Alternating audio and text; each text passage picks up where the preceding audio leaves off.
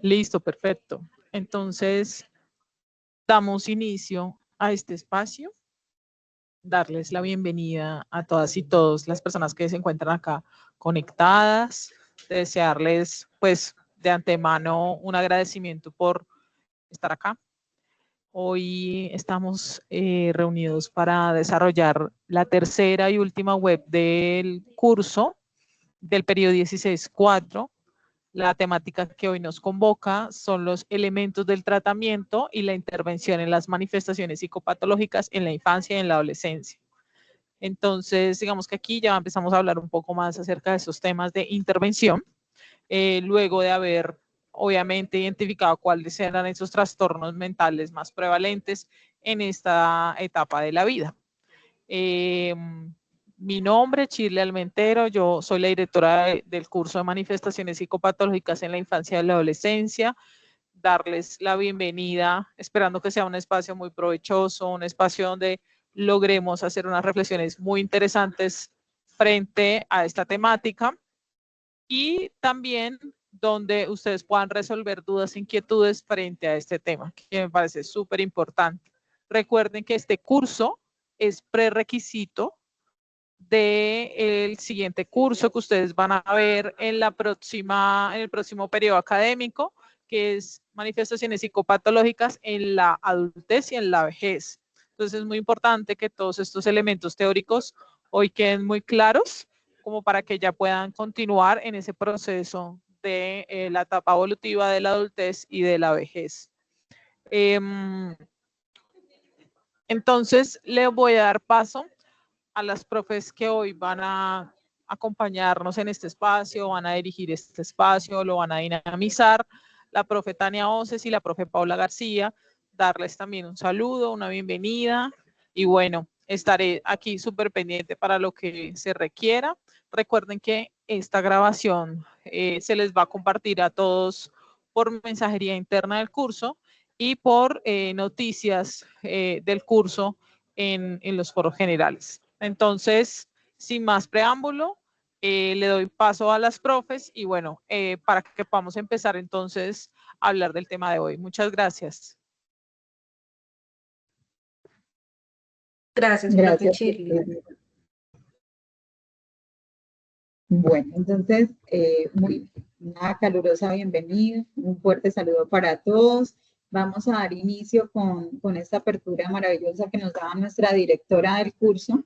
Entonces, voy a iniciar presentación porque estoy en el CEAD y hay problemas de señal. Voy a apagar mi cámara y continuamos acá.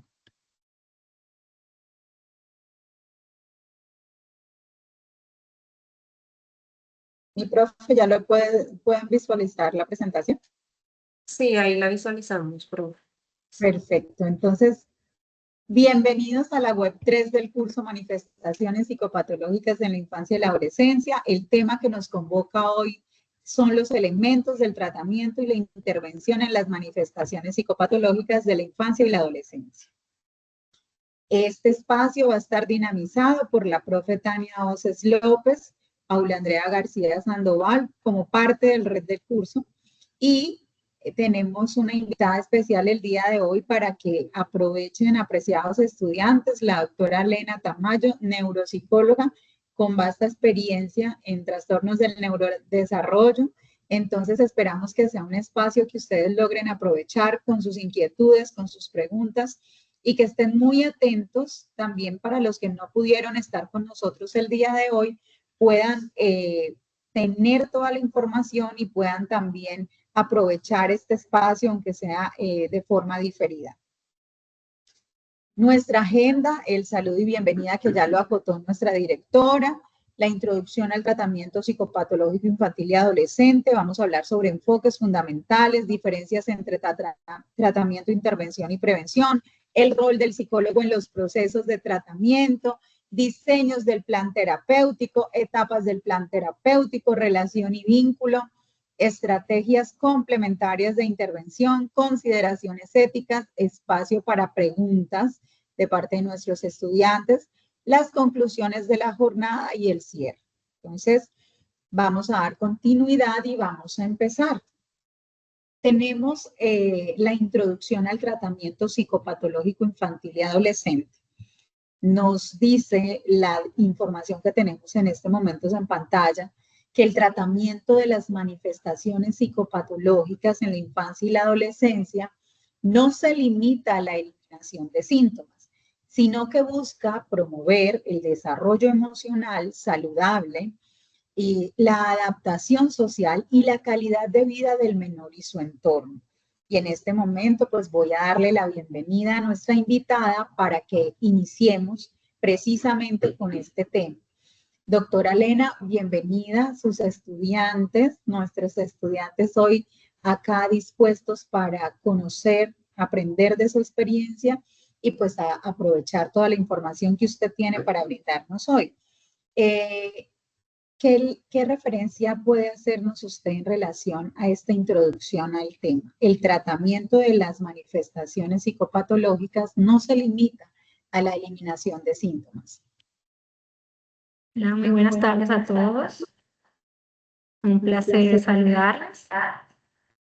Bueno, en relación a la pregunta, sabemos que dentro de la psicología y la psicopatología es muy importante reconocer que nuestra función desde la intervención no es eliminar la sintomatología.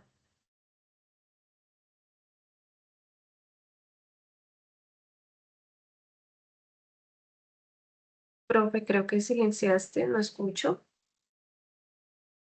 Brindar herramientas a nuestros pacientes para incrementar esos factores protectores que permitan una salud mental, ¿sí? Entonces nosotros desde la psicología y desde la intervención, y lo trabajo más desde la parte de neuropsicología y más desde la intervención clínica, lo que nosotros buscamos es que el funcionamiento del sujeto en la vida diaria. Y cuando hablo de funcionamiento es que pueda alcanzar una normalidad a nivel social, a nivel escolar, cuando trabajamos con niños y adolescentes, a nivel personal, ¿sí? Ya que pues la idea es que el sujeto logre esta autonomía, esta independencia y pueda tener una buena salud, no tanto física, sino también mental. Muchas gracias. Entonces, es importante entender que el tratamiento no solamente nos permite mejorar la sintomatología de la patología que estamos tratando, sino que nos permite también un desarrollo mucho más adecuado y una adaptación social del individuo, y esto a su vez permite una mejor calidad de vida. Pero aquí menciona algo muy particular y es el menor y su entorno. Qué tan importante es, y eso nos trae a la siguiente diapositiva, que precisamente nos habla del involucramiento que hay en la intervención. Qué tan importante es en su experiencia como neuropsicóloga el acompañamiento familiar, esta articulación entre los equipos disciplinarios y todos estos contextos en los que está inmerso el sujeto. Bueno, desde la intervención es muy importante reconocer que el niño nace en un sistema, que es un sistema familiar que va a ir brindando herramientas para que pueda desarrollarse. ¿Sí? Desde la psicopatología o desde la psicopatología, muchas veces, o hablando desde el desarrollo de niños que nacen con un desarrollo normal, cuando hablamos de niños neurotípicos. Muchas veces esas dinámicas familiares, esos roles que se cumplen dentro de la familia, los niños en ocasiones tienden a asumir ciertos roles, empiezan a desarrollarse ciertos síntomas por asumir roles que no le corresponden, los niños que a veces tienen que ser cuidadores de los hermanos más pequeños, o cuando no existe un papá y es una familia monoparental, los hijos vienen a asumir ciertas funciones y todo eso acarrea en ellos ciertos malestares psíquicos, psicológicos, que poco a poco se van convirtiendo en síntomas psicológicos y pueden alterar el funcionamiento. Cuando nosotros encontramos niños a edades muy tempranas, y cuando hablo de edades tempranas, antes de los 8 años, actualmente estamos viendo niños menores de 8 años con sintomatología relacionada a ansiedad, sintomatología relacionada a depresión, con trastornos muy específicos.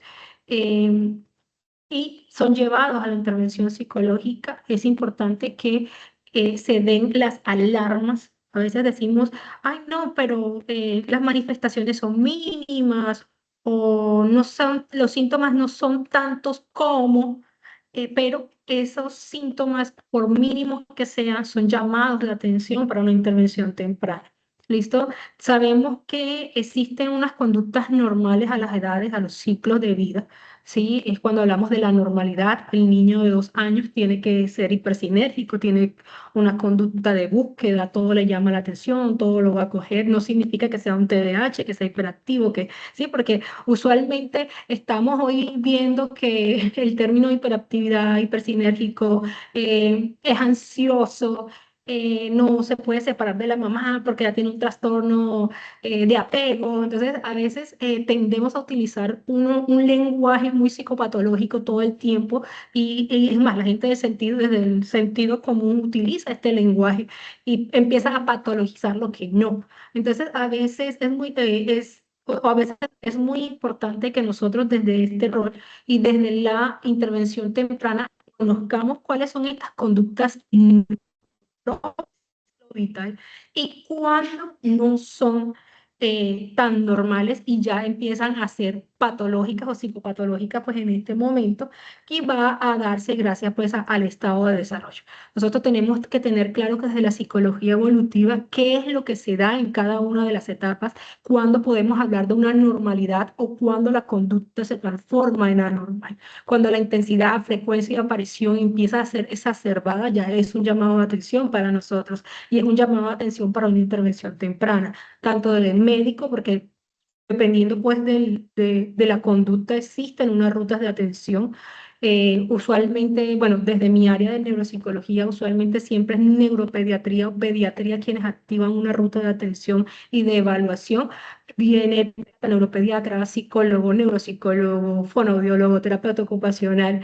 Entonces, hay unas rutas que nos permiten a nosotros reconocer, bueno, es una disfunción como tal desde el sistema de neurodesarrollo, es una inmadurez porque hay una falta de estimulación.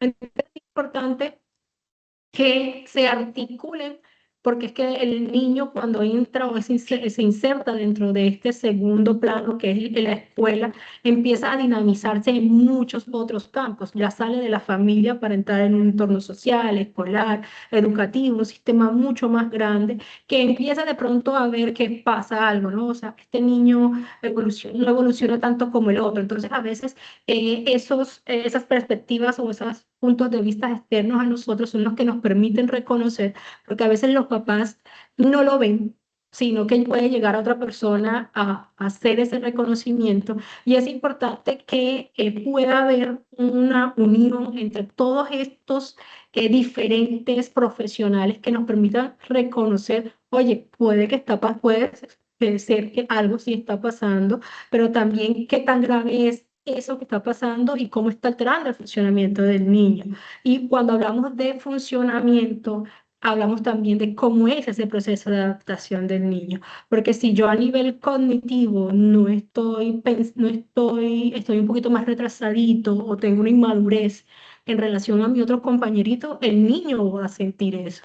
Hay niños que a ciertas edades, ya 8 9 10 años, 7, 8 añitos, empiezan a darse cuenta y empiezan entonces a desarrollar esta autopercepción. No es que yo soy más lento o es que mi compañerito saca mejores notas que yo, porque yo no puedo tener mejores notas, a mí se me dificulta siempre comprender más, él lee más rápido, yo leo mal, ¿sí? Entonces, todos esos aspectos empiezan a cultivarse en el niño y puede generarse una sintomatología relacionada a baja autoestima, problemas de motivación. y realmente son de pronto problemas de aprendizaje que acarrean luego una sintomatología más emocional y no nos estamos dando cuenta que puede ser algo genético, orgánico, del neurodesarrollo, y alrededor de esto empiezan a nacer otras sintomatologías más relacionadas a lo psicoafectivo. ¿Todos están escuchando bajito? ¿O es solo la compañera? Yo escucho bien. Es solo la compañera. Ok. No, sí ha habido una Compañera, ¿podría interferencia. revisar el internet? A veces también es nuestro internet porque solo creo que es la compañera. Gracias. No, sí ha habido una interferencia cuando la doctora Bueno, le... aquí tomamos medidas de todas maneras, pero gracias por el comentario.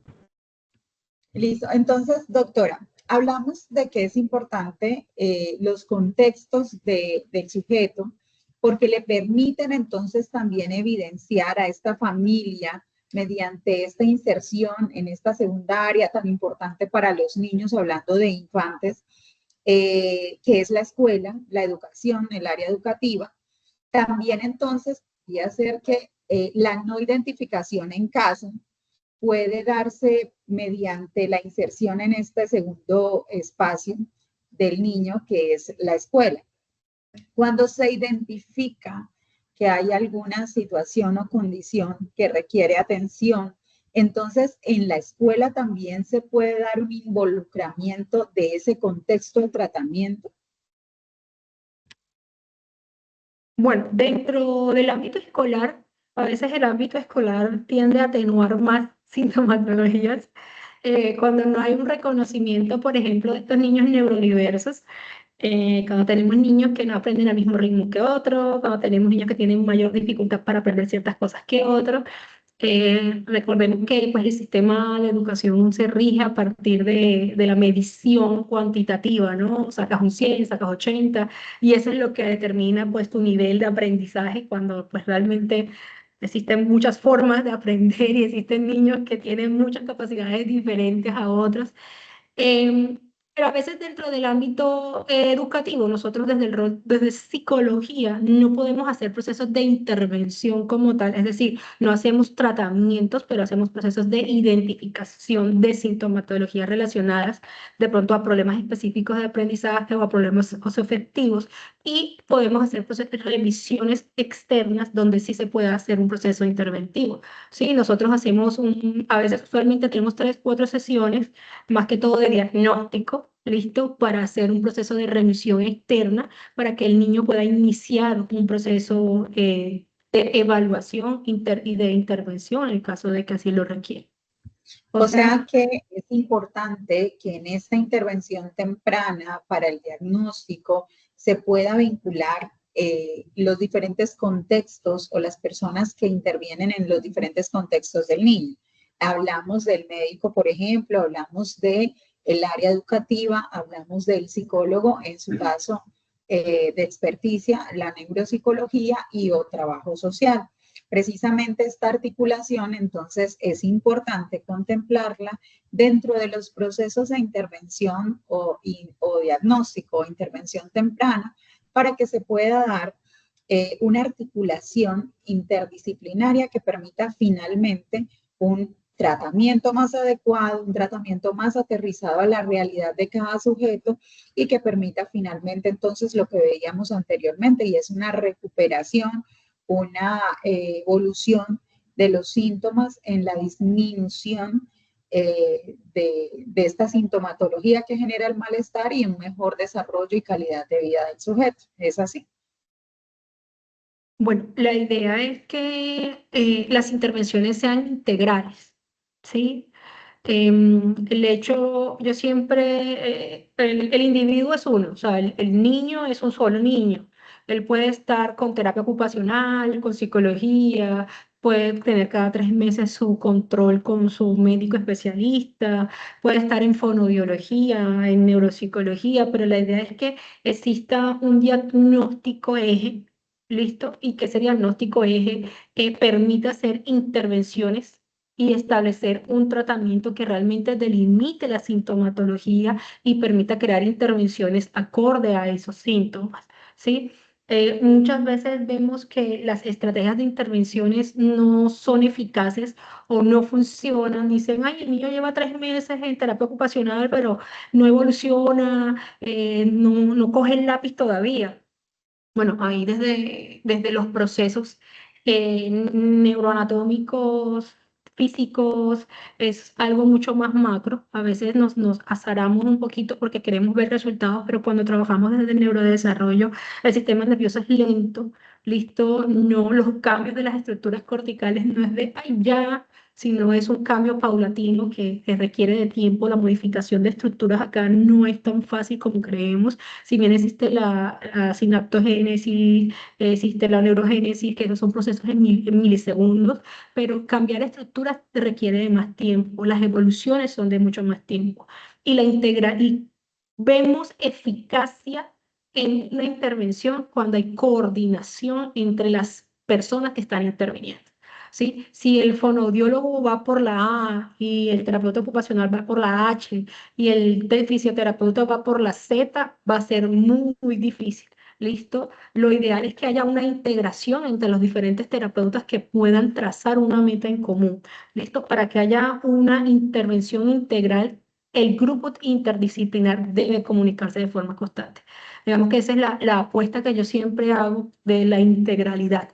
No, si bien tenemos un niño con una patología, tenemos un niño con un trastorno específico, con una psicopatología, como quiera, ¿sí? Pero al final la intervención tiene que ser coherente de acuerdo a la descripción de los síntomas, a lo que se está, al diagnóstico que se está trazando, ¿vale? Porque si bien el tratamiento debe ser enfocado a, bueno, a mediano plazo, ¿qué queremos? A corto plazo, mediano plazo y largo plazo, ¿qué es lo que queremos lograr? Listo, yo no le puedo apostar al todo. El todo tiene partes. El niño está ahí dado por partes. Listo, primero yo necesito recuperar, por ejemplo, lenguaje para que pueda expresar su malestar, cómo se siente. Listo, no decirme, "Ay, ¿cómo te sientes?" si todavía no puede articular bien palabras, si todavía no sabe el significado de cosas, si todavía no reconoce. Entonces, a veces desde los procesos de interventivos, y lo digo desde experiencia, muchos profesionales no caen en cuenta en que le estamos pidiendo demasiado al niño como, y no reconocemos qué es lo que está teniendo. O sea, no reconocemos ni los síntomas porque a veces viene así, viene con un diagnóstico tal. Listo, pero es que tú como profesional tienes que hacer tu propio diagnóstico, tú como profesional tienes que hacer tu propia observación, tú eres el que tienes que hacer la descripción de la sintomatología, porque es que los niños no todos los niños son iguales y no todos los niños se comportan igual en todos los contextos. ¿Listo? Entonces sí es muy importante que desde ese proceso de la intervención integral tengamos en cuenta cuál es el diagnóstico, cuáles son las características, cuáles son los comportamientos o intervención eficaz y poder trazar estrategias que apunten realmente a abordar eso. Gracias. Bueno, vamos a hablar de los enfoques fundamentales. Y es que, pues para nuestros estudiantes es muy importante conocer que tenemos tres principales enfoques que son los del fundamento, pero que hablamos ahora de un enfoque integrativo, que hablamos de un modelo de intervención biopsicosocial. Y esto viene a partir de la integración precisamente del enfoque biológico que reconoce aquella influencia neuroquímica, del psicológico que reconoce los procesos cognitivos, emocionales y conductuales, y del social que hace todo su énfasis en el desarrollo de los diferentes contextos en los que el niño interviene, pero que a su vez también tienen un efecto de modificación de estas bases psicológicas y biológicas del niño que son propios de su evolución y de su relacionamiento. En este modelo biopsicosocial nos importa establecer desde qué perspectiva, desde qué mirada podemos conocer al sujeto. Desde el modelo más biológico, más psicológico, más social, esto es un equilibrio entre los tres. ¿Qué ha visto en su experiencia, doctor? Bueno, yo considero que la genética es muy importante, la parte biológica, pero también sé que la interacción de lo genético con lo social y la dialéctica que pueda surgir entre esto me va a permitir a mí, o esa relación recíproca, ¿no? Entre lo biológico, lo psicológico y lo social, es lo que va a permitir, en cierta forma, evidenciar cómo es que qué es lo que se está manifestando, ¿no? Si bien nosotros hablamos desde la psicología y desde la psicopatología, hablamos sobre factores protectores y factores de riesgo en la salud, ¿sí? Cuando el organismo, y cuando hablo de organismo, hablo de nosotros los seres humanos, nos vemos expuestos a factores de riesgo.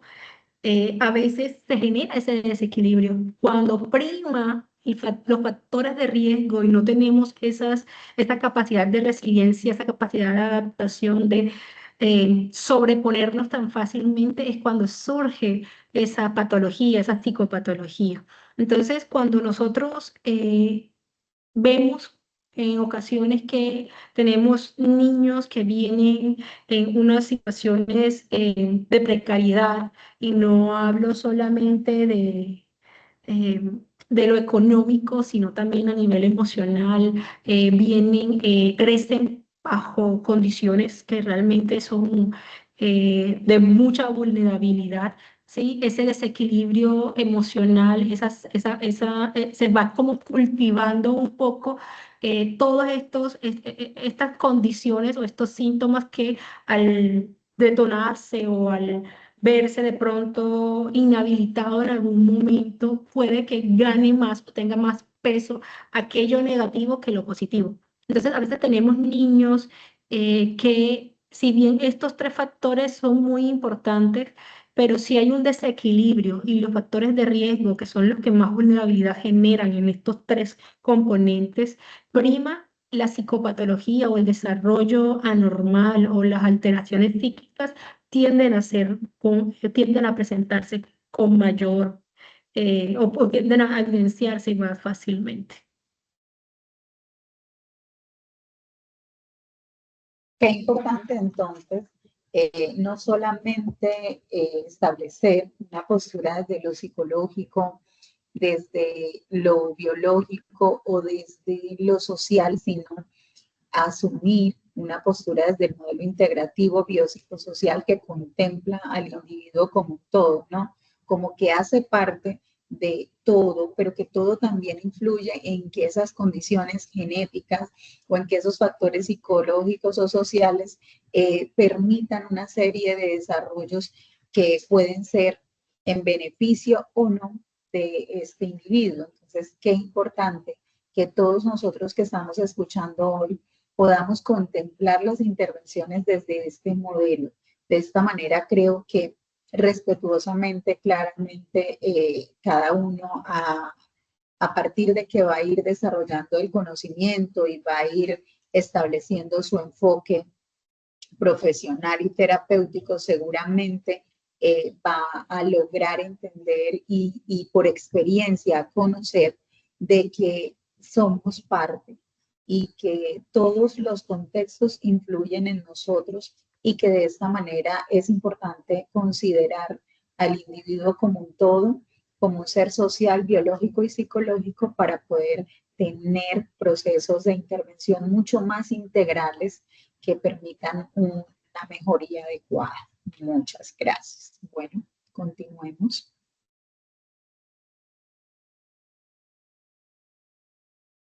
Bueno, tenemos entonces desde el tema anterior, usted acotaba que es importante la prevención, que es importante contemplar ciertos aspectos para las intervenciones integrales más eficaces y para los tratamientos mucho más adecuados. Y ha venido mencionando varias cosas sobre estos tres grandes hitos en la intervención.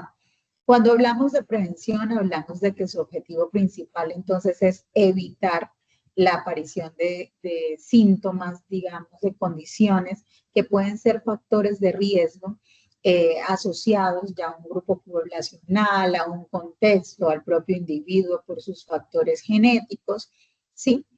Y es importante establecer que desde la prevención podemos hablar de prevención primaria, que se dirige pues a la población general, en donde damos como pautas generales para hacer prevención acerca de diferentes situaciones que pueden volverse un riesgo. Hablamos, por ejemplo, de los estilos de vida. Entonces, hablamos de que para mejor desarrollo de un niño debemos tener en cuenta la alimentación, debemos tener en cuenta que tenga adecuados espacios de socialización y de esparcimiento en su desarrollo, digamos, natural.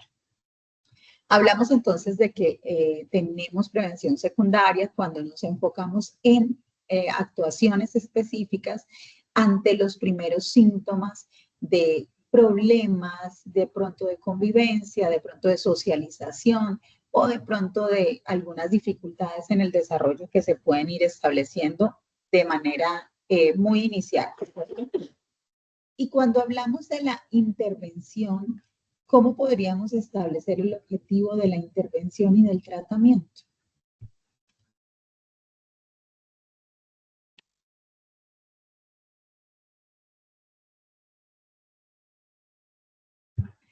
Porque precisamente el objetivo principal de la intervención es actuar sobre las primeras etapas de un problema, ¿cierto? Y tratamos de limitar con esto el impacto. Detectamos señales. Sería muy parecido, digamos, a la prevención secundaria. Inicialmente se identifican algunas alarmas o alertas y se va actuando sobre ellas.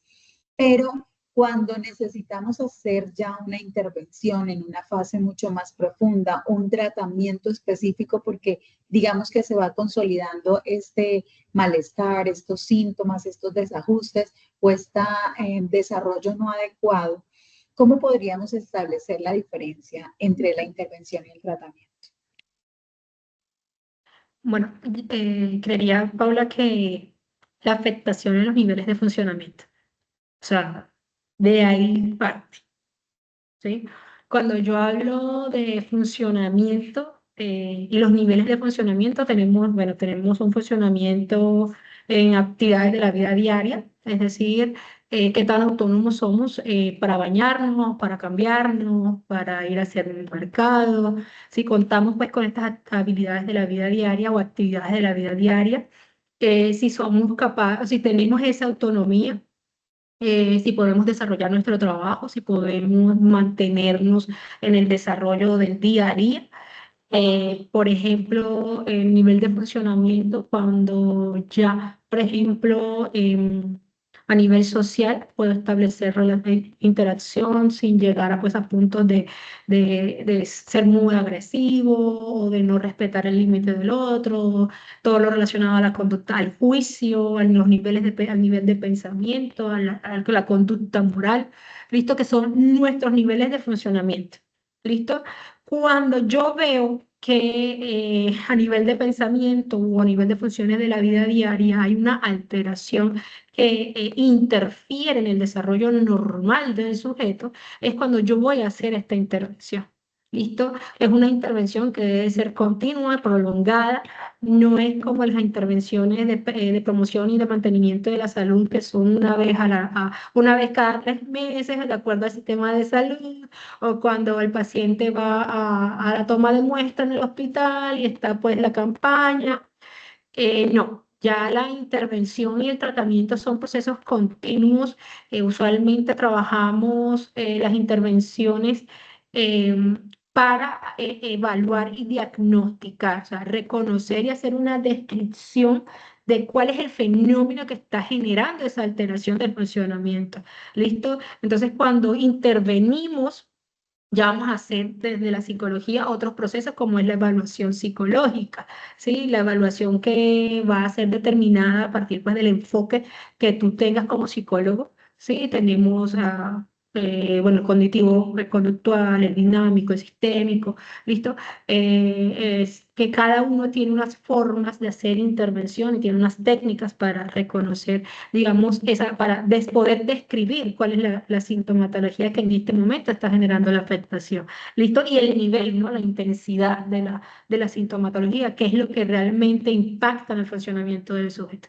Entonces, cuando nosotros hablamos de intervenir, vamos a establecer cuál es el impacto de estas alteraciones y qué tanto ese impacto afecta el sujeto y el tratamiento, qué tan frecuente lo va a recibir. ¿Listo? La intervención me va a permitir a mí entonces establecer un diagnóstico mucho más formal, ¿listo? Para poder establecer un tratamiento. Y el tratamiento es cuando yo ya voy a establecer unas estrategias específicas, listo, para dar respuesta a esa sintomatología. Ojo, nosotros cuando trabajamos el tratamiento nunca vamos a hacer magia en relación a que voy a eliminar los síntomas de mi paciente, porque a veces uno como que se entusiasma en esa etapa. Sí, sí, uno dice, ay, yo... no, nosotros lo que brindamos son herramientas para que la sintomatología se vuelva a funcionar al sujeto. ¿Listo? O sea, está presente la sintomatología, pero tenemos que enseñar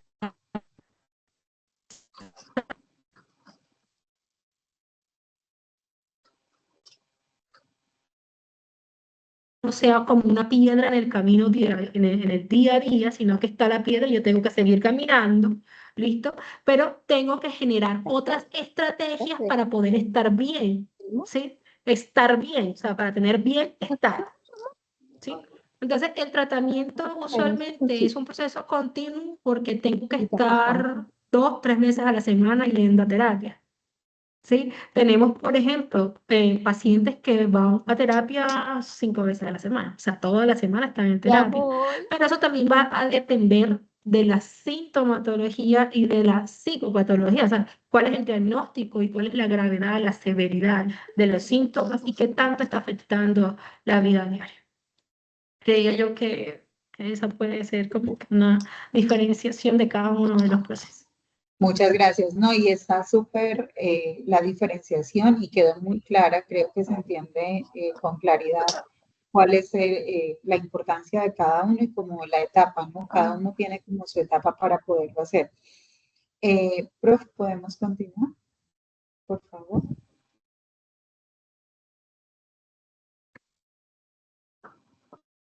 Bueno, ahora bien, el rol del psicólogo en los procesos de tratamiento. Tenemos acá a muchos estudiantes que nos acompañan hoy. Ha sido muy buena la convocatoria.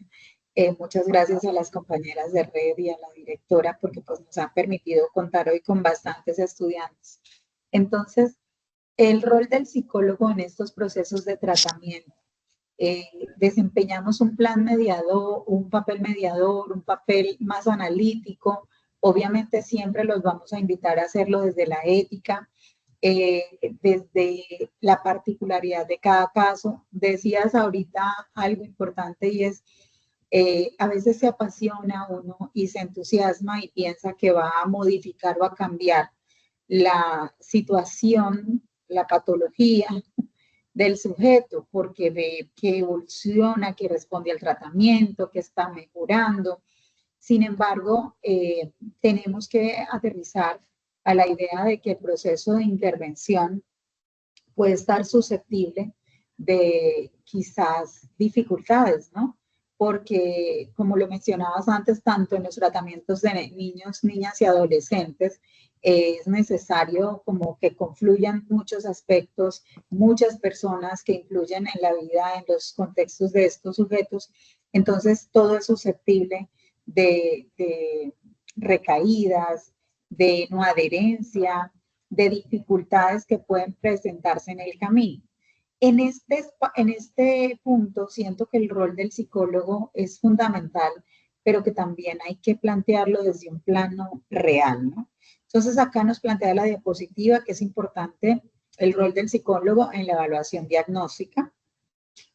Nos has hablado mucho de integralidad y aquí dice precisamente esas evaluaciones diagnósticas integrales en las hipótesis clínicas, somos importantes los psicólogos, en los planes de intervención individualizados, como lo mencionabas antes también, que era muy importante que sea según la singularidad del caso, y en la corresponsabilidad.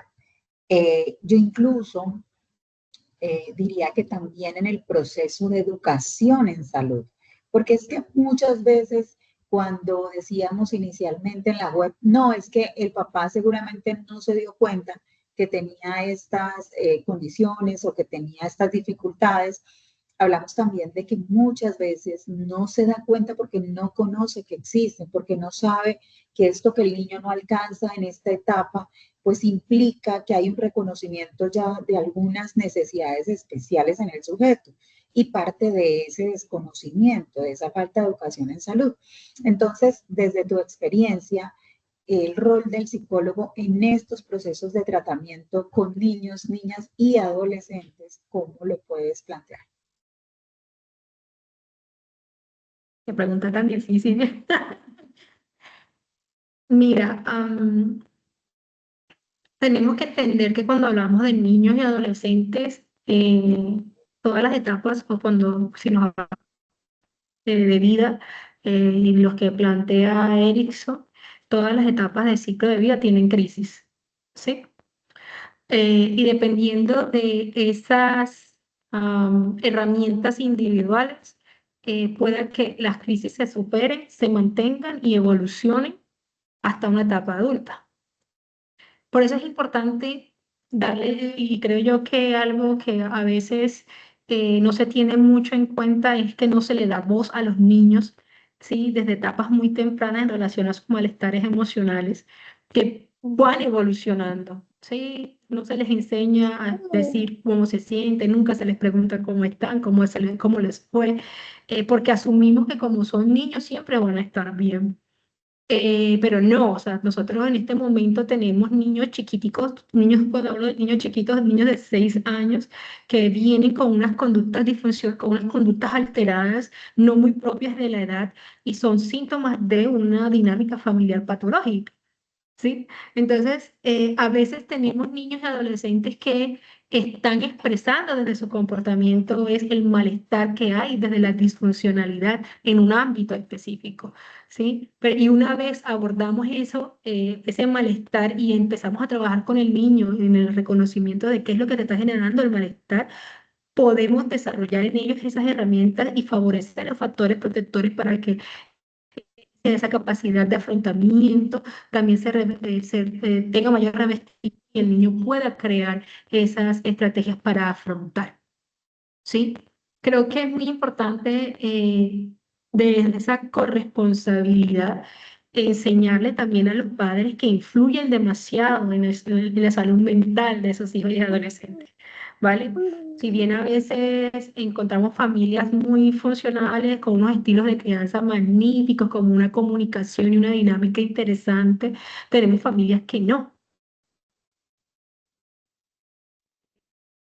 Externos a la familia que no son factores de riesgo y son los favorecedores de las psicopatologías. Cuando hablamos de los factores factores psicopáticos, se me va. ¿Qué generan patología? Factores que generan patología, ¿sí? Desde lo sociocultural. ¿Listo? Entonces, es importante que desde etapas muy tempranas, ¿listo? Podamos hacer como ese reconocimiento y saber que, bueno, este niño tiene este síntoma que podría darse. Acuérdense que desde los modelos están para poder explicar la conducta, ¿listo? O sea, cada modelo tiene una forma de explicar el comportamiento, ¿sí?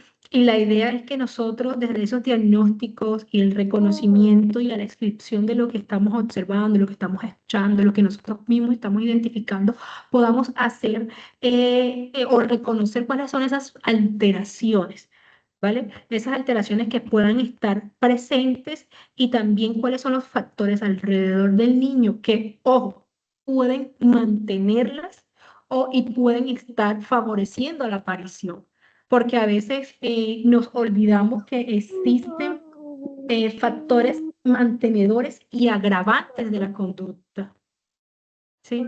Y a veces está dentro de la misma familia o dentro del mismo contexto familiar. Y en algunas ocasiones también poder evaluar esos contextos que son tan determinantes en el desarrollo de la psicopatología. Listo, muchas gracias. Ha sido demasiado ilustrativo. Y entonces en estos elementos de tratamiento psicoterapéutico tenemos, en base a lo que nos has dicho, precisamente lo que presentamos en la diapositiva, la evaluación primaria es la etapa del proceso terapéutico, lo más inicial, lo que constituye el diagnóstico. Y dependiendo de esta evaluación inicial, podemos hacer una adecuada intervención si tenemos en cuenta todos los elementos que ya nos mencionaste. Pero aquí es importante comentar con nuestros estudiantes que se requiere un desarrollo de capacidades como profesionales que también incluyen la sensibilidad, esa conexión con el otro, ese interés genuino para poder identificar todas estas condiciones y situaciones mucho más allá de toda la formación que requerimos tener como profesionales, que siempre los invitamos pues a la lectura crítica precisamente para conocer, para adquirir todo este conocimiento desde lo formativo, desde lo disciplinar, pero también es importante adaptarnos a los diferentes contextos, a las diferentes realidades con las que nos vamos a encontrar allá en los espacios de desarrollo profesional, de aplicación de las intervenciones.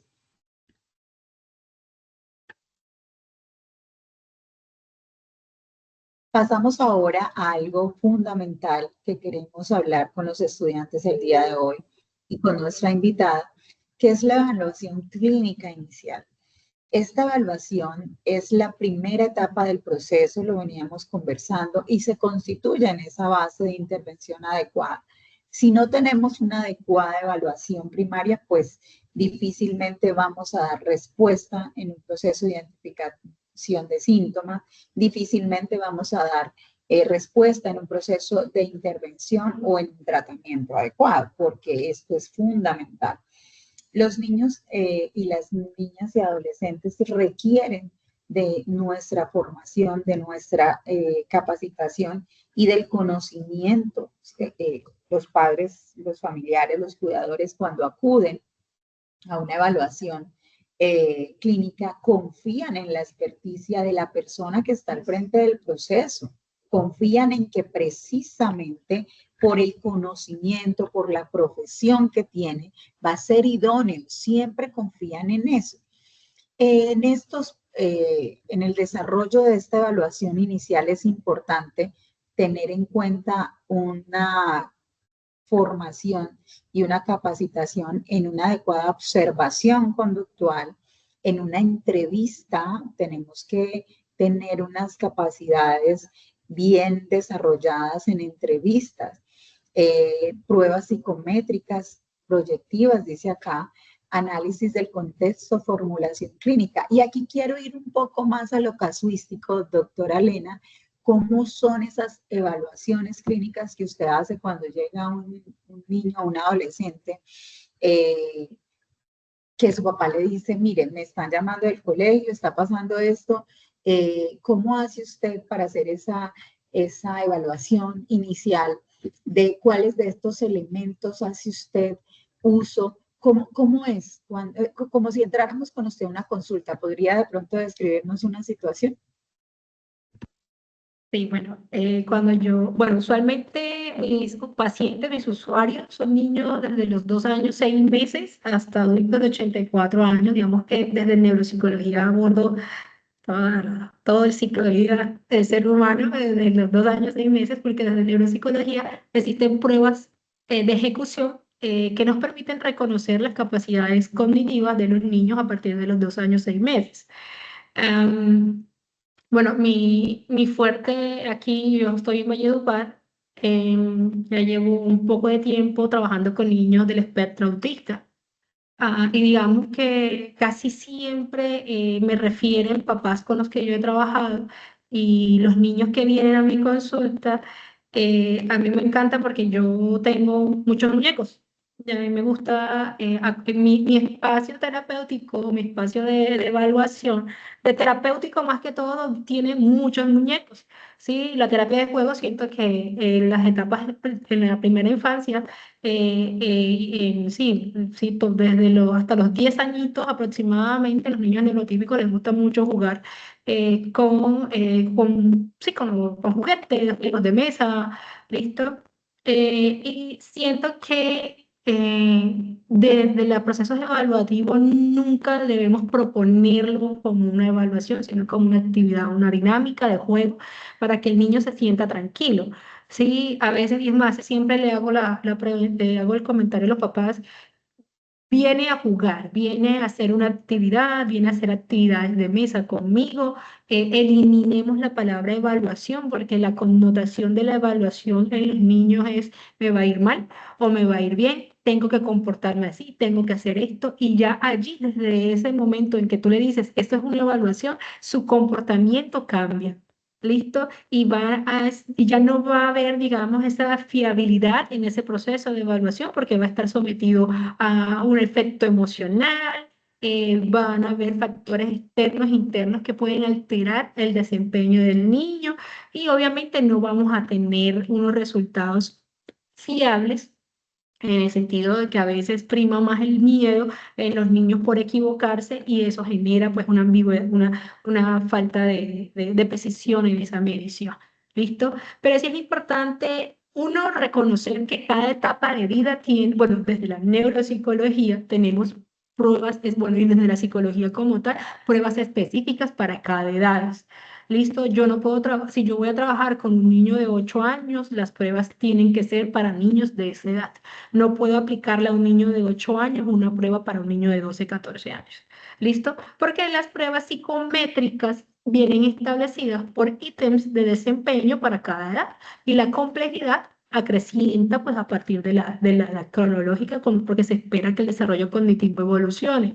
Entonces sí es importante reconocer, ojo, siempre para evaluar desde psicología o desde neuropsicología, edad del niño y las edades de aplicación de la prueba que voy a utilizar.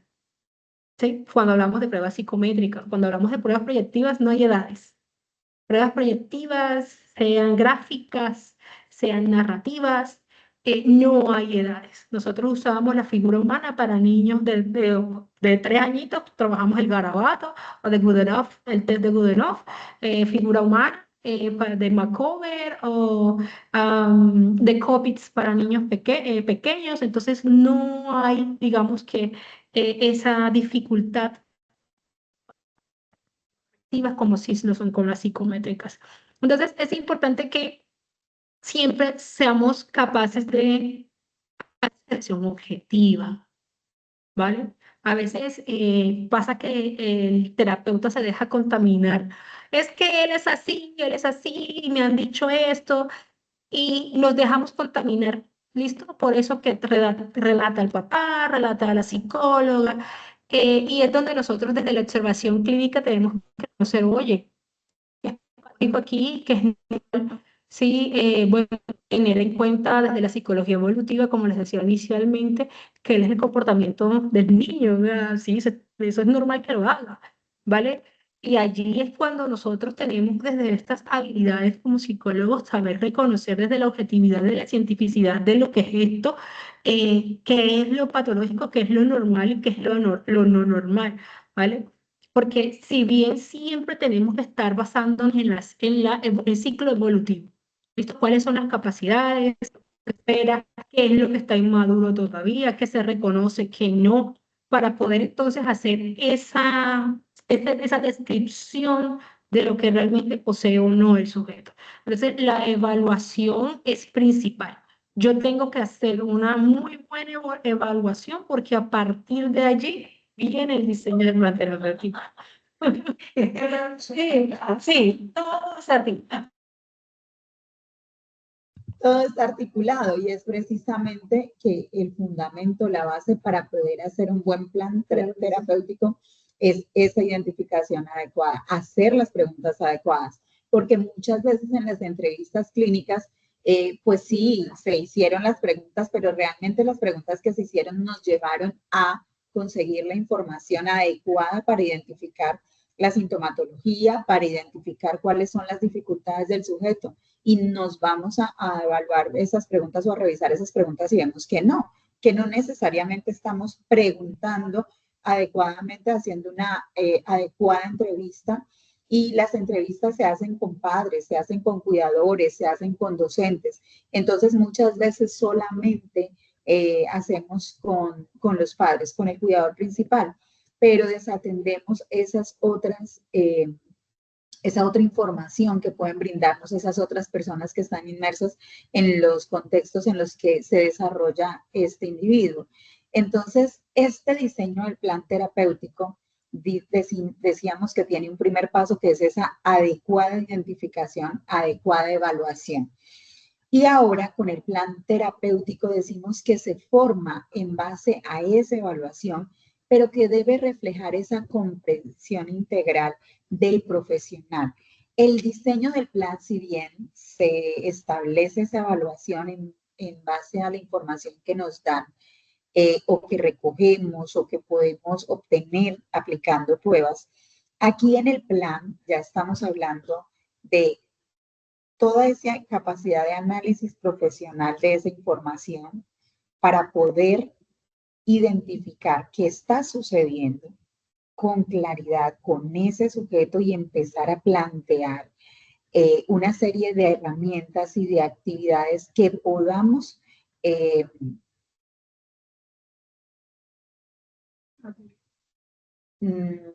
aplicar o que podamos utilizar para la mejoría de la sintomatología, para la evolución, hablando de una evolución en términos positivos del bienestar o de la calidad de vida del sujeto. Entonces, es importante que nosotros podamos reflejar la capacidad que tenemos como profesionales en un adecuado plan terapéutico. ¿De qué manera usted ve reflejado esta comprensión integral del sujeto que viene a consulta cuando usted establece el plan terapéutico?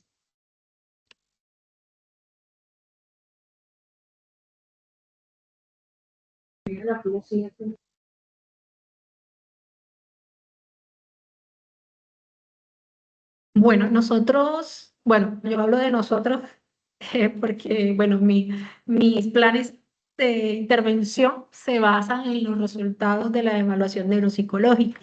Nosotros desde la evaluación neuropsicológica nos permite identificar las fortalezas y debilidades en relación a las funciones cognitivas que se evalúan. Entonces, por ejemplo, si yo tengo un adulto con problemas de memoria, pues mi plan terapéutico se va a enfocar en la memoria, en rehabilitar la memoria, ¿sí?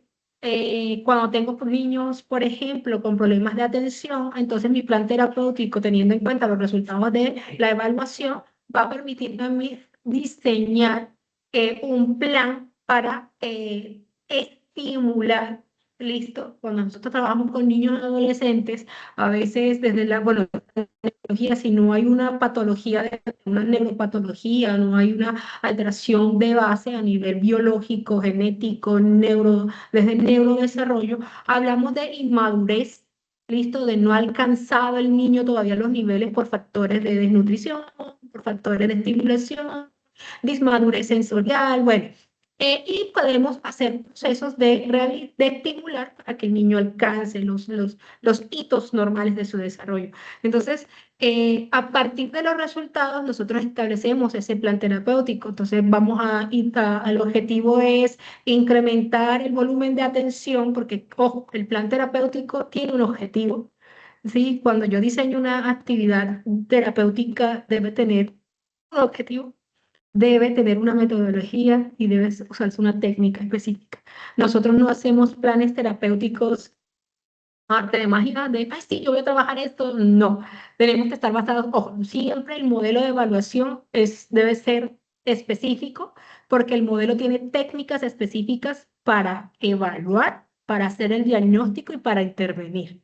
¿Listo? Si yo estoy en un modelo psicométrico, si yo estoy bajo un modelo psicodinámico, si estoy en un modelo cognitivo-conductual, este tiene unas estrategias para evaluar, y tiene unas estrategias de intervención específicas, ¿sí? Y todas las estrategias, al ser trazadas, deben tener un objetivo y tienen que tener una técnica y un desarrollo.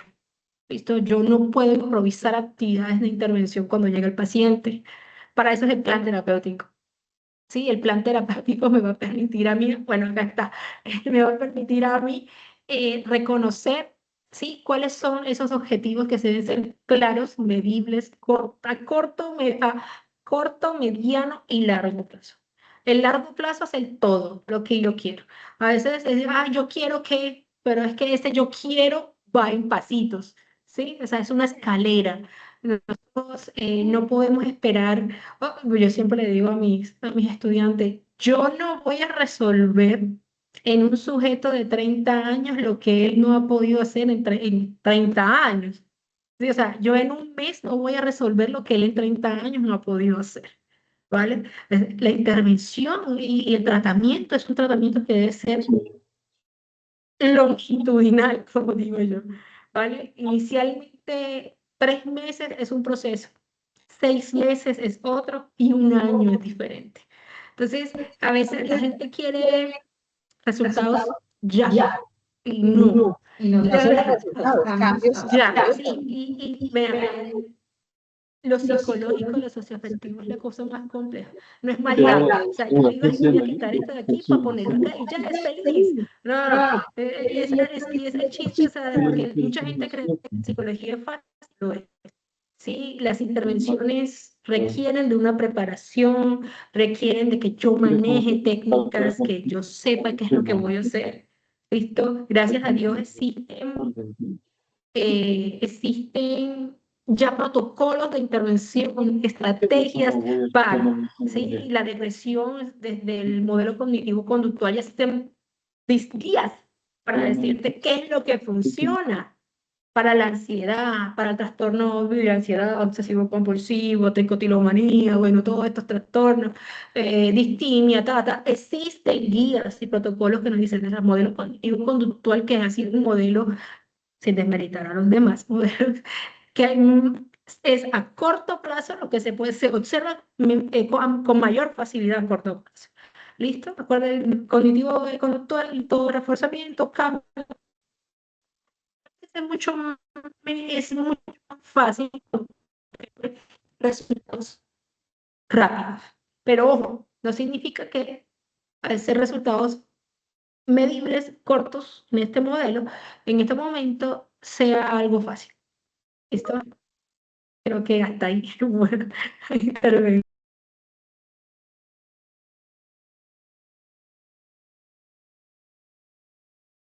Muchas gracias, doctora Elena. Bueno, vamos a dar continuidad a este espacio.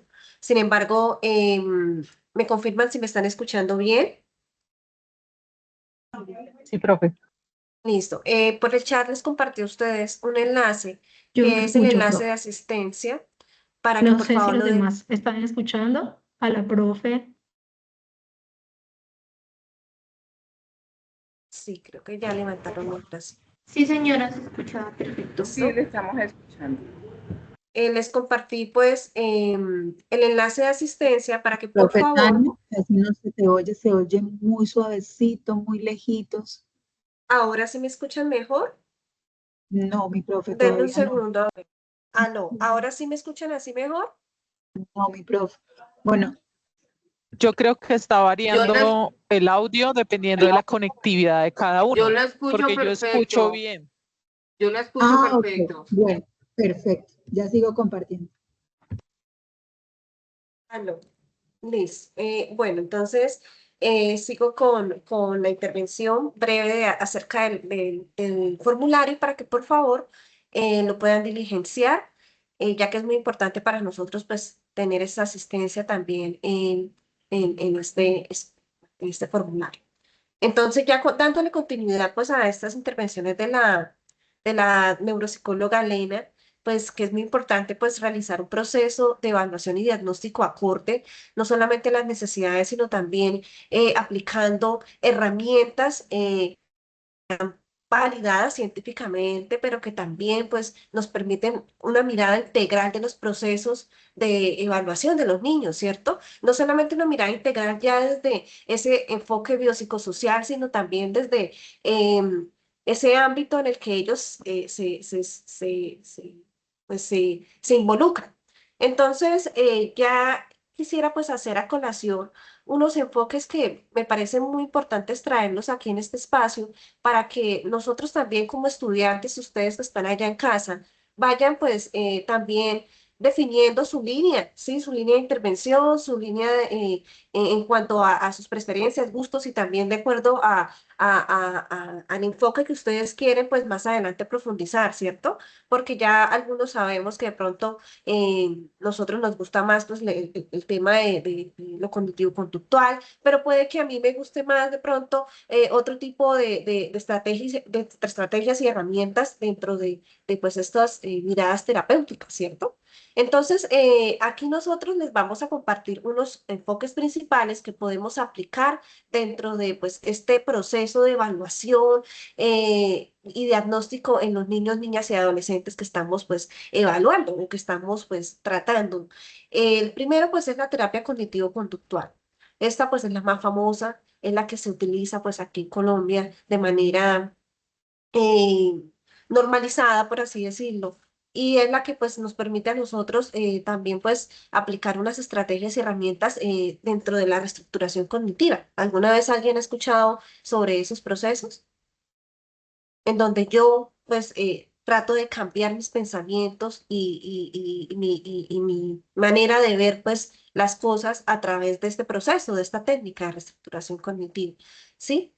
Entonces, esta es pues la primera terapia que nosotros podemos aplicar. Sin embargo, profe, comparte la otra diapositiva.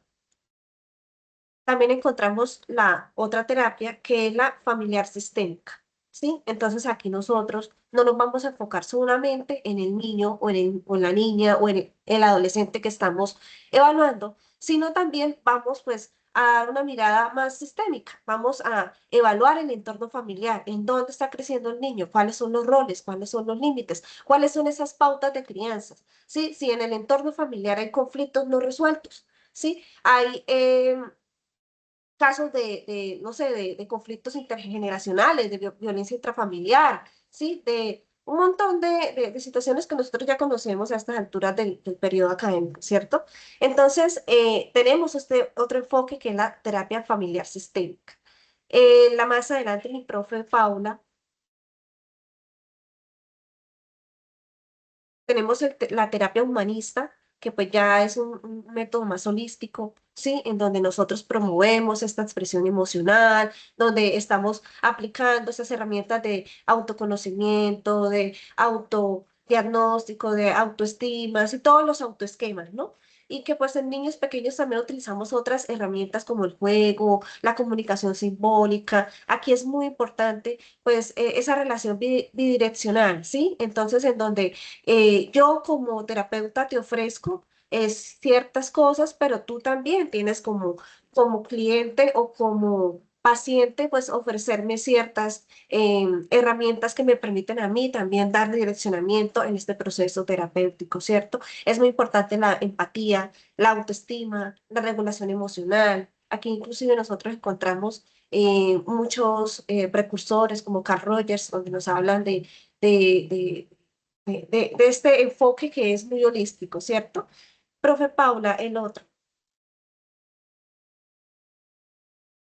Y pues vemos la terapia pues que hace una intervención grupal y psicoeducativa, en donde nosotros pues aquí buscamos más grupos de apoyo, donde ahí aplicamos habilidades sociales, donde también hay estrategias y programas de psicoeducación para ya sea padres o docentes o inclusive pues la misma familia, en donde nosotros ya tenemos un sentido de pertenencia, de corresponsabilidad. Sí, aquí la intervención grupal nos invita también a escuchar al otro, a entender al otro, a ponernos en el lugar del otro, ¿cierto? Y a poder, pues, de esta manera también hacer un enfoque más interdisciplinario, ¿cierto?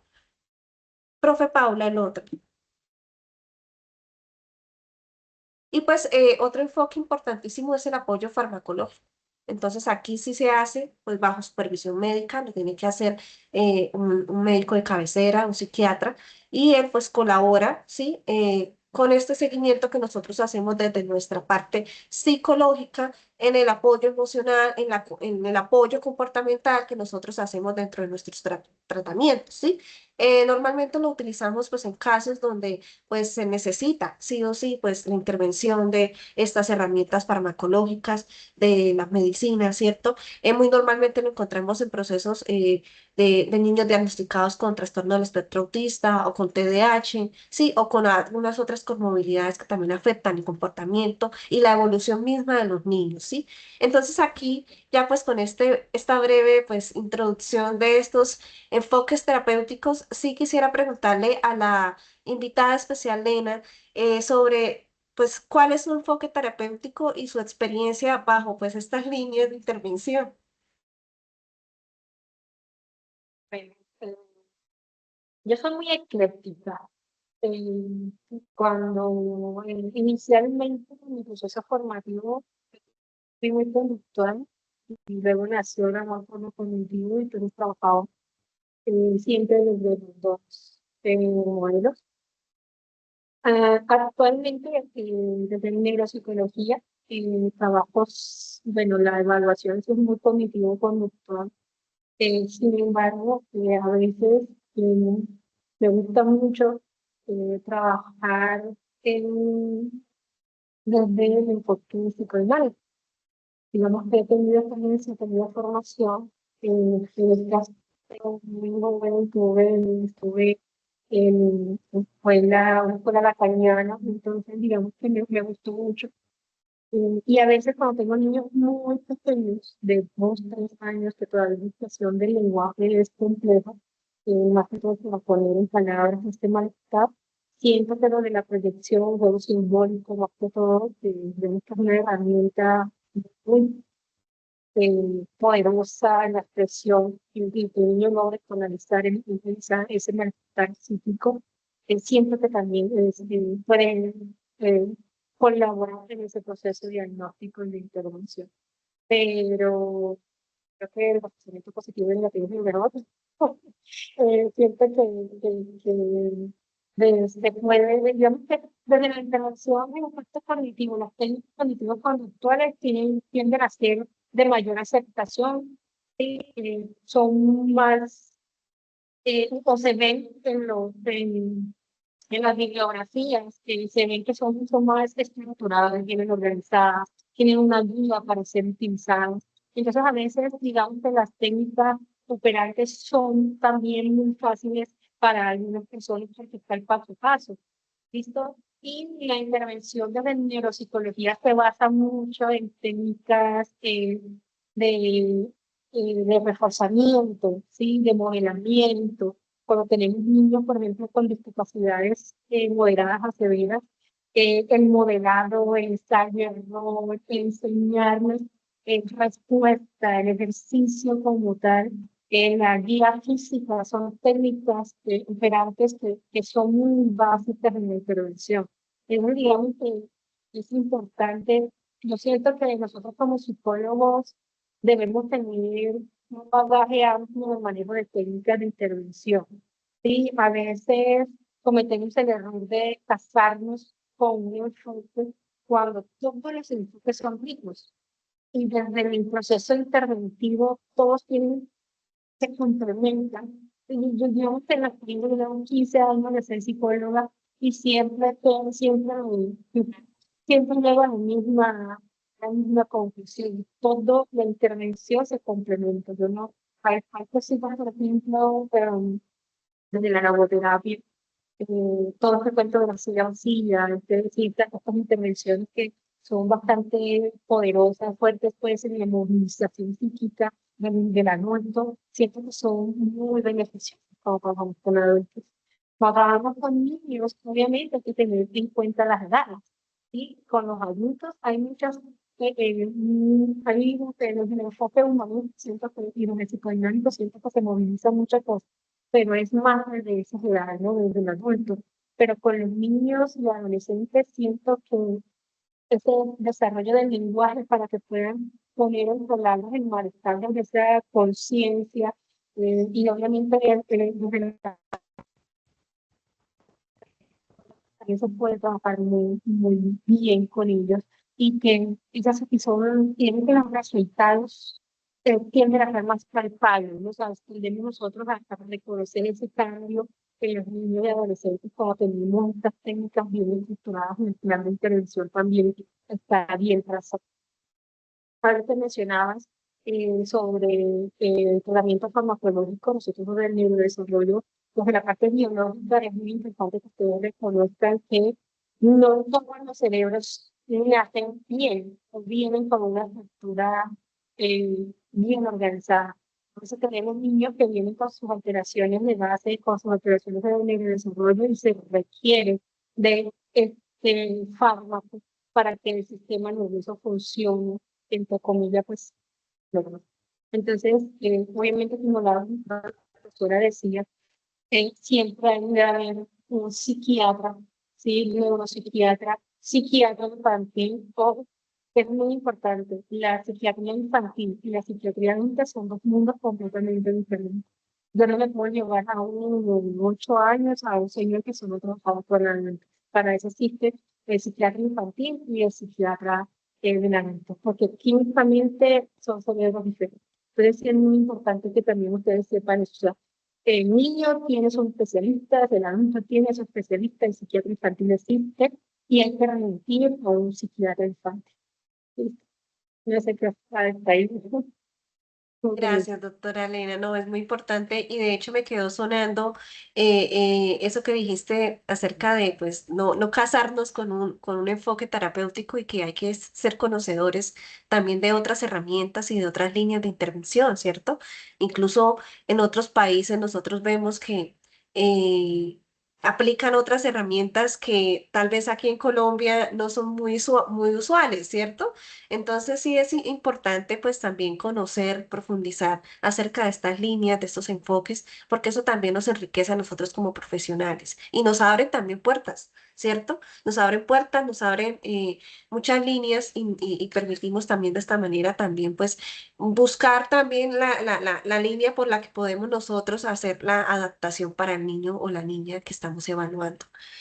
Otro aspecto muy importante que queremos traer a cotación aquí es la relación terapéutico y vínculo afectivo que nosotros debemos tener pues con este paciente o con este niño o niña y adolescente que estamos interviniendo. Sí, este vínculo terapéutico es muy importante porque básicamente es el eje central de cualquier proceso clínico, de cualquier proceso de intervención, ¿cierto? Porque es que si no hay esa confianza, si no hay ese vínculo, pues no va a haber buena adherencia a ese tratamiento que estamos aplicando, ¿cierto? Aquí vamos a ver unos elementos muy importantes que pues vemos aquí en pantalla, que es la empatía, la aceptación incondicional, ¿sí? La confianza, porque si pues un paciente no siente confianza, pues obviamente no se va a abrir, no se va a mostrar tal cual es, y también pues no va a permitir pues conocerlo de acuerdo a sus necesidades, ¿cierto? ¿Por qué? Porque puede haber una simulación o porque puede de pronto cohibirse por miedo a algún juicio, alguna discriminación y demás. También es importante pues ese lenguaje adaptado a la edad, el nivel cognitivo de cada niño, de cada niña, que el ambiente esté seguro, que haya pues una coherencia entre lo que nosotros decimos y hacemos, ¿cierto? Entonces yo quiero que tú, doctora Elena, nos compartas pues cómo llevas esos procesos, no sé, anécdota que hayas tenido sobre algún paciente un poco difícil o bueno, pues tú nos cuentas. Mira, jugar. Yo creo que en mi experiencia, una vez eh, ser las voces de los perritos, de los muñecos, de las Barbies. Sí, eso me gustó mucho porque, bueno, cuando uno trabaja, yo siempre, bueno, yo soy de las que, si tú trabajas con un niño, tu lenguaje tiene que adaptarse a él. Yo tengo sobrinos pequeños, esos que tengo yo que hago. Hay muñecos, ¿sí? El tema de conversación, caricaturas, ¿sí? Muñecos, caricaturas, juegos, películas, Vengadores, Estados Unidos, sí, porque uno tiene que adentrarse también en un mundo de niños. Entonces, muchas veces esto es el enganche, ¿sí? Para vincular con el niño. ¿Listo? Cuando tú muestras interés por eso que a él le gusta, lo que le interesa, ellos empiezan a estar más tranquilos, a relajarse y empiezan a hablar, a entrar más en confianza. Entonces, yo me convierto en una niña más. Yo soy de los domingos verdes con mis sobrinos, yo le escuchar música que a ellos les gusta. Entonces, uno tiende a volver a ser un niño para poder trabajar con los niños. ¿Listo? Porque también hay que tener muy presente cómo es el proceso perceptivo del mundo del niño. ¿Sí? Entonces, a veces nosotros los adultos racionalizamos como adultos, pero se nos olvida que ellos todavía están en una etapa de crecimiento y desarrollo que ya por ahí pensamos. Entonces, volver a ser un niño exige mucho al adulto. ¿Sí? Entonces, digamos que a mí me especialmente porque jugar con el peluche, hacer la vocecita del peluche, ¿cómo estás? Ese rompimiento desde el adulto para volver a hacer toda la dinámica de juego con caricatura, con color, con coger la muñequita, hacerle ropa, coger el carrito y hablar, coger el peluche, que es el bebé, darle tetero, o sea, me toca hacer de todo, ¿listo? Sentarme en el suelo, acostarme para tranquilizarlo, dejar que tiren, sí, que expresen, sí, enseñarles cómo estar enojados en nuestro presente. Y una vez tuve un niño autista que su disregulación, él tenía fascinación, tiene fascinación con los libros. Y dejarme bien sin protección. Siempre se bloqueaban las cosas, no lo que generaba luz, a él le llama la atención, es su fijación, su flexibilidad, que sea eso, bueno, sí, es fijado en eso. Y me reventó el vidrio en toda la consulta. Entonces se cortó, nos tocó salir corriendo, quitar vidrio, nivel fascinado con el vidrio en el suelo, retirarlo. Entonces, a veces uno tiene que saber muy bien observar a su usuario, a su paciente, ¿sí? A su cliente, y reconocer, bueno, qué es lo que gusta, qué es lo que no, que puedes trabajar hoy. Y uno tiene que aprender a leer al niño, al adolescente, al niño más que todo, que es lo que también que mucho es niño, adolescente, 14, 15 años, que yo que siempre son las edades de criticidad, sí, que tienen, pero uno tiene que volver a ser niño para poder vincularse con ellos. Si no, les vas haciendo, no pueden hacer absolutamente nada porque es que tú estás aquí y ellos todavía están acá. Entonces, si te tienes que arrodillar para hablar con él, si te tienes que tirar al piso, tírate, si te tienes que quitar los zapatos, si quieres jugar fútbol, vamos a jugar fútbol, sí, o sea, si quieres pintura, juega con pintura, si te ensució la cara en la camisa porque estás jugando y está feo, pues adáptate. ¿Sí? Y eso es lo que genera un proceso de la.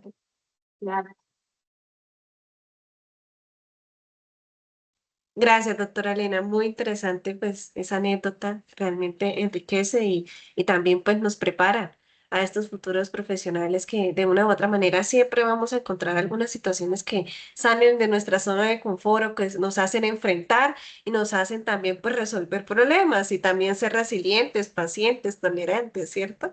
Porque muchas veces, pues, también, sobre todo cuando trabajamos con niños o niñas, pues entendemos que hay una de regulación y más que todo pues con niños que tienen alteraciones en el comportamiento, ¿cierto? O de que tienen alguna alteración, algún trastorno como el espectro autista o como el TDAH. Entonces sí es importante saber a qué nos enfrentamos, ¿no? Recordemos que pues en este enfoque clínico no esperemos que el niño llegue y se siente en una sillita y pues haga todo pues de manera perfecta porque realmente no es así. Ya pues teniendo en cuenta pues todo este proceso de evaluación diagnóstica, en donde también conocemos y recordamos estos enfoques, quiero también traer aquí a colación pues estas estrategias que nos complementan a nosotros en este proceso de intervención, ¿sí? Que nos ayudan a potenciar, que nos ayudan a ampliar esta visión de intervención clínica que podemos tener, y es el trabajar en equipo también pues con la familia. Nosotros como terapeutas psicoeducamos y orientamos a los padres, ¿sí? Hacemos desde un enfoque clínico las pautas de crianza, ¿sí? Entonces les orientamos, les acompañamos sobre el manejo de conductas, el colocar límites, el establecer rutinas diarias, ¿sí? Y el también tener una comunicación asertiva y afectiva también con nuestros hijos, ¿cierto? Porque a veces no simplemente cuando entendemos que el comportamiento, los problemas de los niños no se debe únicamente a afectaciones socioeconómicas, como tú lo decías en un principio, sino también afectaciones emocionales, en donde no hay ese vínculo, no hay ese apego, que también fortalece todas estas estrategias de regulación emocional, sobre todo en el adulto, ¿cierto? Es importante trabajar con talleres de habilidades socioemocionales, entonces trabajar en la resolución de conflictos, en la empatía, en la regulación emocional, ¿cierto? Trabajar en equipo con esta intervención escolar, con el ámbito educativo, porque es que, pues, hay que darle esta mirada integral, y si no todos ponemos de nuestra parte, pues es muy difícil que los procesos terapéuticos del niño se hagan de manera satisfactoria cuando uno de los ejes principales en el neurodesarrollo y en el desarrollo del mismo dentro de su ciclo vital, pues es el entorno escolar y educativo, ¿cierto? Entonces, hablar articuladamente con orientadores, con los profesores, ¿sí? Para poder mejorar estos procesos, no solamente internos, terapéuticas, sino también pues escolares. Y pues el acompañamiento interdisciplinario, entonces debemos también pues estar acompañados de un equipo de profesionales que estén altamente calificados para llevar los casos, pues, dentro del ámbito clínico, como los psiquiatras, el trabajador social, el pedagogo, ¿sí? Entonces, yo creo que entendiendo esto, ya sabemos que hay que darle una mirada más amplia y entender y leer el contexto, ¿cierto? Nosotros tenemos como seres humanos varios ejes, ¿sí? No únicamente nos tenemos que enfocar en la psicopatología, sino también en otros factores que influyen también nuestro desarrollo, nuestro comportamiento, nuestra personalidad y por ende también las alteraciones del comportamiento, ¿sí? Siguiente, profe Pau, por favor.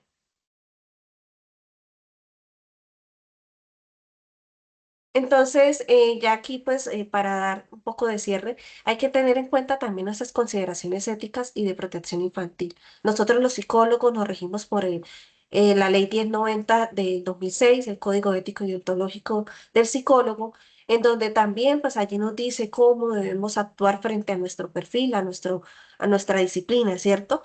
Cuando vamos a intervenir con un niño, con una niña y un adolescente, hay que, pues, realizar un consentimiento informado y asentimiento también para aplicárselo al menor. Sí, esto porque está regido dentro pues una ley colombiana que no lo exige, ¿cierto?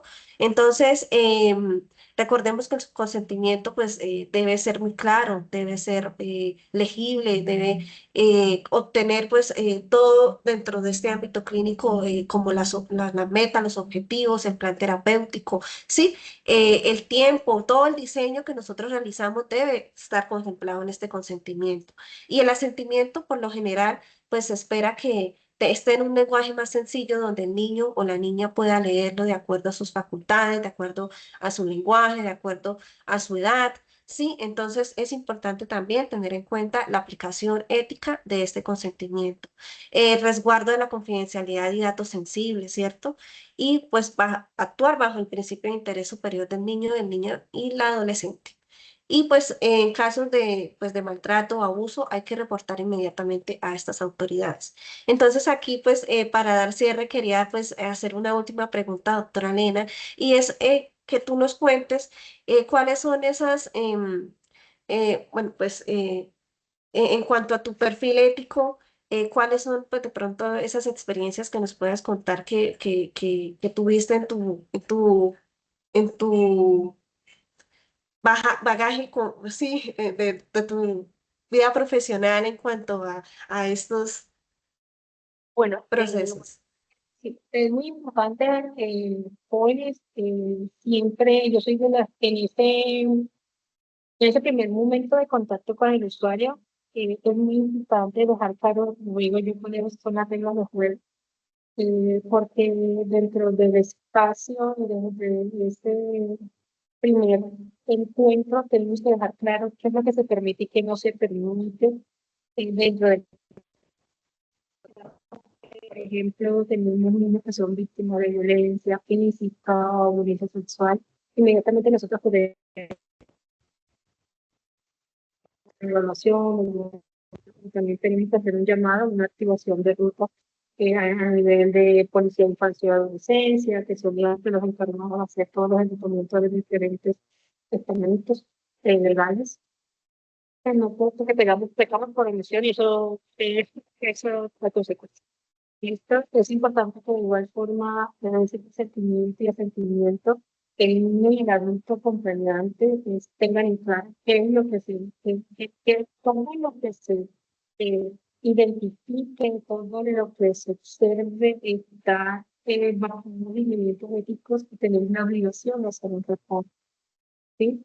Gracias pues, a Dios, nunca he tenido, digamos, que desde mi la atención a algún, bueno, una vez una mamá víctima de violencia doméstica, donde se hizo pues, toda la activación, se le hizo pues, la intervención, se civilización a ella, sí, se le dio toda la información, pero no hizo, ella no quiso llamar a la policía, no, nosotros hicimos en la IPS, pues toda la activación, se dejó pasar el proceso para que ella pudiera ir a la comisaría de familia, hacer la denuncia, todo, desde medicina legal, se les puso toda la ruta para que fuera ella pues por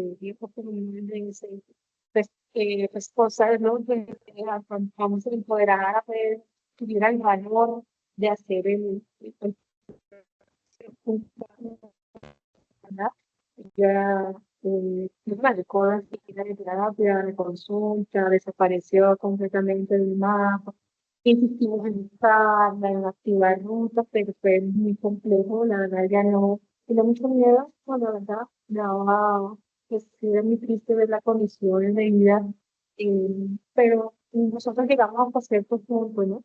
También a veces, creo que es muy importante, nosotros vemos la injusticia, vemos el maltrato, vemos las condiciones, pero también tenemos que darle la responsabilidad al paciente, bueno, cuando es adulto, que tenga que tomar las decisiones. Cuando es niño, nosotros somos los que sacamos ahí la leona y activemos el número y ya es encima, no dejamos subir al niño hasta que no llegue por su infancia. Eso en mi práctica profesional me tocó. eh, En un caso de depresión por uso sexual a una niña de 3 años, por parte de padrastro. Se hizo toda la activación, diagnóstico, evaluación, todo con la psicóloga del sitio, y se retiró de la menor y llegó pues al lugar a conectar, todo. Y fue para mí muy traumático como practicante porque, bueno, fue un proceso que inicié yo, se hizo toda la activación, el psicólogo, pues yo era practicante, pero obviamente con un psicólogo y psicólogo el asesor, se hizo todo el estudio, había muchas indicios, ¿sí? Entonces, para mí, digamos que como practicante estudiante de próximo semestre, fue una de las cosas que más me marcó ver todo el proceso de activación de protección de derechos. Entonces, ha sido, digamos, muy impactante, pero hasta ahora siempre bajo lineamientos éticos de respetar la confidencialidad, la información, lo que el niño dice se queda conmigo, lo que el paciente dice se queda conmigo, siempre y cuando esa información no ponga en riesgo al otro, es confidencial. Listo, a veces nosotros decimos con locuras. ¿Sí? Sea, eso siempre, porque a veces, y es algo que también ha pasado, a veces hay profesionales, compañeros profesionales, colegas que se les olvida eso. Y allí cuando el paciente sabe que tú quebrantaste eso, ya perdiste todo. Ya ten por seguro que ya perdiste el tiempo, ya perdiste el paciente, ya tú, ya, eh, perdiste la percepción del psicólogo, pero eres un médico, probablemente nunca más vuelva a uno porque ya pues se desarrolló la confianza. Es muy importante saber guardar secretos en la consulta y en la terapia, siempre y cuando no se violenten los derechos de...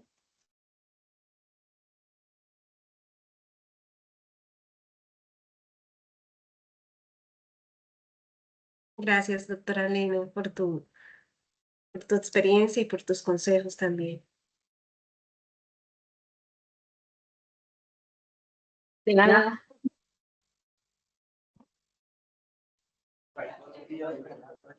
Bueno, doctora Elena, ha sido un placer para nosotros tenerla hoy en este espacio. Vamos a esperar a ver si los estudiantes tienen algunas preguntas que quisieran hacerle directamente a usted o si tienen algún comentario.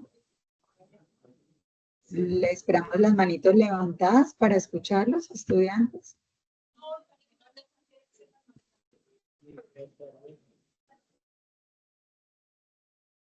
Aplausos, aplausos. Preguntas, dudas, inquietudes para la invitada especial, estudiantes. Parece que no, solo aplausos. Bueno, sus comentarios también son importantes en estos espacios, entonces pueden dejar sus comentarios en el chat, sus opiniones acerca de la realización. Intentamos brindarles una forma de dinamismo distinta para que el tema quedara quizás un poco más clarificado y poderlo hacer desde la experiencia de un profesional que nos acompañara. Entonces también es importante para nosotros. Profe Tania, ¿ya diligenciaron el link? Si quieren lo compartimos nuevamente. Listo, entonces estudiantes, faltan 7 estudiantes para que diligencien el link de asistencia. Entonces, por favor, hacerlo. Aquí se los compartí nuevamente por el chat. Bueno, y voy a compartir la última diapositiva, la última hojita que queríamos comentar con ustedes, estudiantes, teniendo en cuenta que en estos momentos, para nosotros poder avanzar, tenemos que establecer las competencias que desarrolla el estudiante a partir de toda esta información que en esta fase estamos cursando dentro del curso. Capacidad para diseñar e implementar planes terapéuticos integrales. Entonces, hasta donde los contenidos del curso hemos llegado hasta este momento, ustedes deben estar en esta capacidad de iniciar con el diseño, con la implementación de estos planes terapéuticos, comprender el rol del terapeuta dentro de las distintas etapas evolutivas y de las distintas etapas de intervención, la aplicación de estrategias psicoterapéuticas basadas en la evidencia, desarrollo de habilidades éticas, comunicativas y reflexivas, uso de herramientas tecnológicas y simuladores clínicos en la web 3.0 para entrenar la práctica profesional.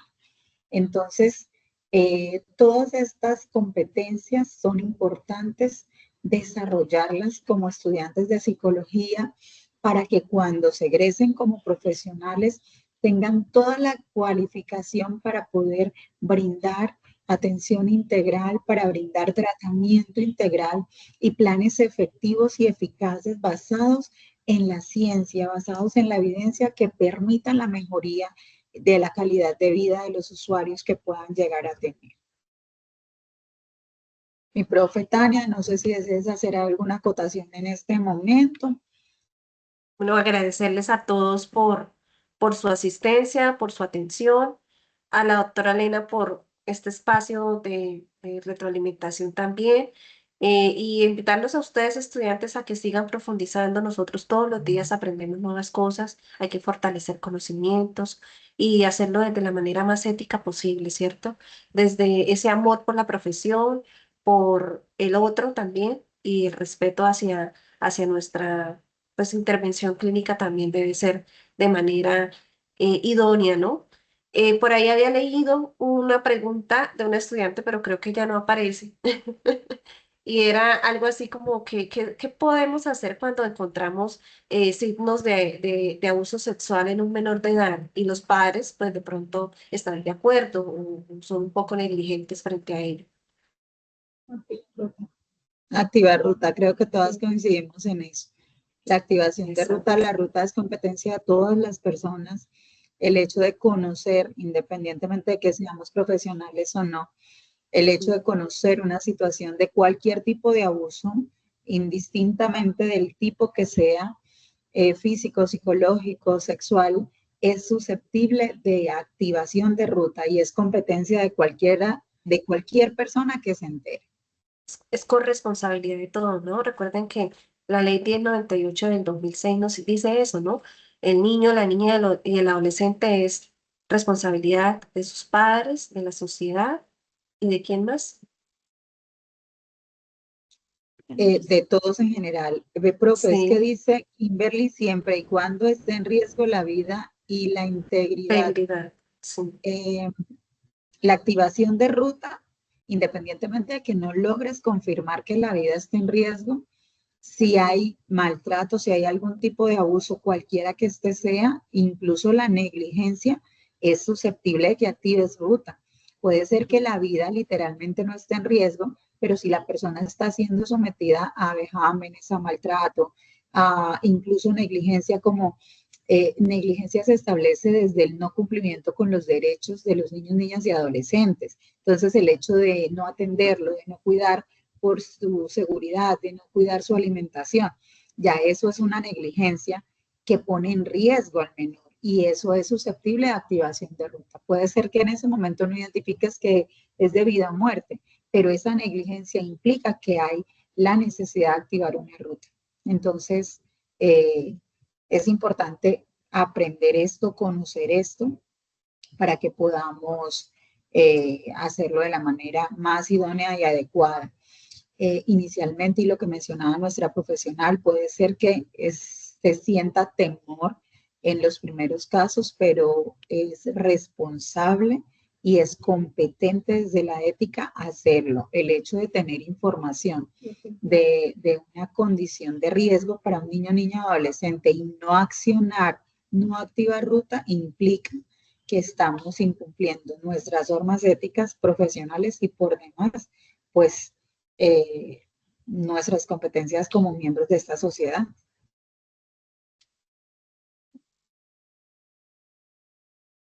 Así es, profe, muchas gracias. Entonces, podríamos dar cierre a este espacio. Creo que ya no hay más preguntas. Directora, entonces creo que damos por cerrado el espacio. Profe Tania, muchas gracias. Trabajar contigo fue excelente. Doctora Elena, mil gracias. Mil gracias. Muy provechosa tenerte acá y poder compartir con los estudiantes experiencia, casos, situaciones que se presentan, porque a veces idealizamos el ejercicio, pensamos de pronto como estudiantes que como ya saben, eso es súper fácil y eso se hace solo y pues resulta que no. Cada usuario es un desafío, cada caso es un desafío y siempre estamos en constante aprendizaje. Así como ustedes están aprendiendo sobre la carrera, seguimos aprendiendo sobre la ciencia que elegimos y esto no se acaba. No. Gracias a todos. Muy buena tarde. Gracias. Gracias. Muchísimas gracias, excelente. A ustedes por asistir y permanecer. Que estén bien.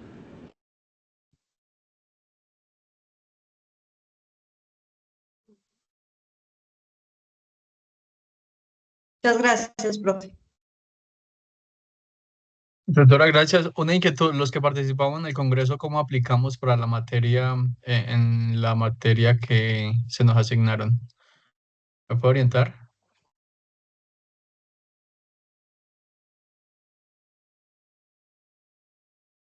Hola, Santiago, ¿cómo estás?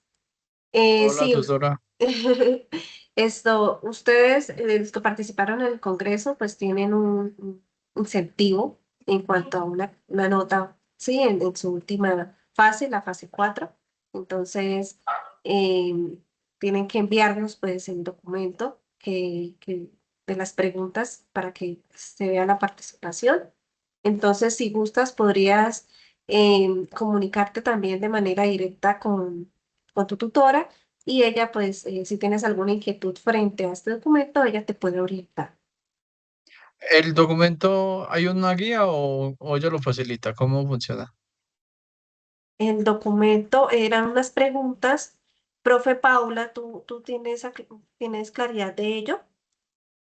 Señora, Yo estoy muy atento y yo no me acuerdo lo de las preguntas. Bueno, no. ¿Dónde no, quedaron es las que no nos han hecho claridad. No sé si nos van a llegar. Estábamos esperando hoy que enviaran las preguntas a los correos, pero no nos han hecho claridad sobre de qué manera vamos a tener el